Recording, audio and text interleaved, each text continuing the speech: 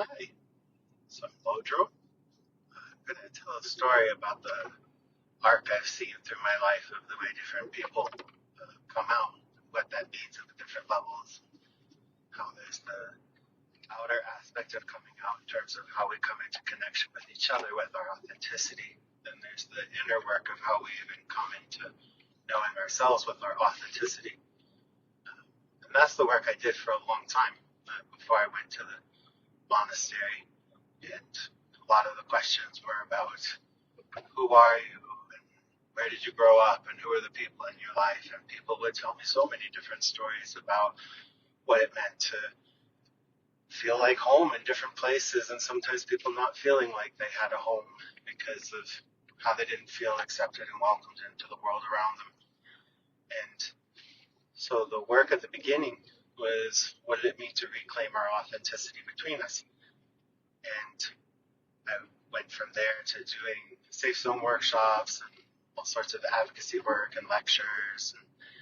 And what I started realizing is just focusing on this kind of outer component didn't quite land where it needed to. And the moment I realized this was another person who came to share stories with me was when they were younger, a Jehovah's Witness, and had a pretty strict religious upbringing. And they talked about recalling, the coming out process and how they kind of distanced themselves from this rigid idea of who they were and started becoming softer with themselves, dating, being kinder, putting up rainbow flags and things in their room. That at one point they got a concussion, and when they came to from that concussion, they didn't remember coming out. They went into their room, saw all of this pride gear and all sorts of different things, and they said they were disgusted with themselves, and they didn't understand what that was. They'd completely forgotten about coming out and being gay, this Jehovah's Witness, conservative, rigid idea of who they needed to be had survived the concussion, but their coming out hadn't. And also, in a place that I was doing a lot of advocacy work and doing safe zone teaching and all these kind of things, there was an election in the town on whether LGBTQ people had job protections, and another one that was whether LGBTQ people should have housing protections. And it was put up for a vote in the town. And even though both bills passed in the town, one of them passed by maybe 100 votes, one of them maybe passed by 80 votes in a pretty big town. And so the whole queer community was devastated. How is it that our sense of well-being, our sense of being able to be safe in the world was put on a ballot, and how is it that pretty much half the entire town thought we shouldn't have these protections? And so with those places, like, yes, we could do the outer work of saying who we are and making spaces, but to see these examples show how fragile that can be sometimes, I knew I had to do deeper work, but I just didn't know what it was. And so around this time, I ended up moving to a monastery, and I was there for 11 years.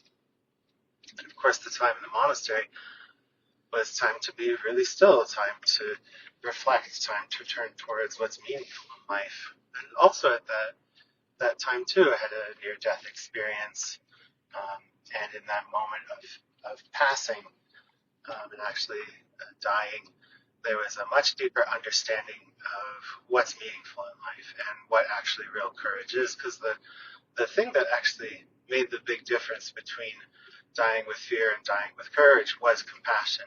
And this is the kind of compassion that is, may all beings have freedom from suffering. Or another genuine way, when I was actually in the process of letting go into death, was may everyone be free. That's what actually gave me the sense of courage as I let go and let myself go into dying. And the compassion is also part of what brought me back. And that's when I realized, this outer work of coming out, this idea of coming out to ourselves in terms of an idea and what these ideas should look like, that doesn't have the same staying power as seeing that our love of beings, our care of everyone is actually stainless. This is something that not only could survive a concussion, not only could survive a town boat, this is something that survives death. And so after I came out of the monastery and started being invited right back into the community to come into spheres and talk about trauma and talk about what does it mean to be a faith practitioner and honor our queerness, I started to see where the queerness actually opened up more of the investigation of what does it mean to be compassionate. Because in queering, we're taking these ideas about the world and we're turning them sideways. We're kind of turning them over. We're not saying something has to be rigid, something has to look exactly like this.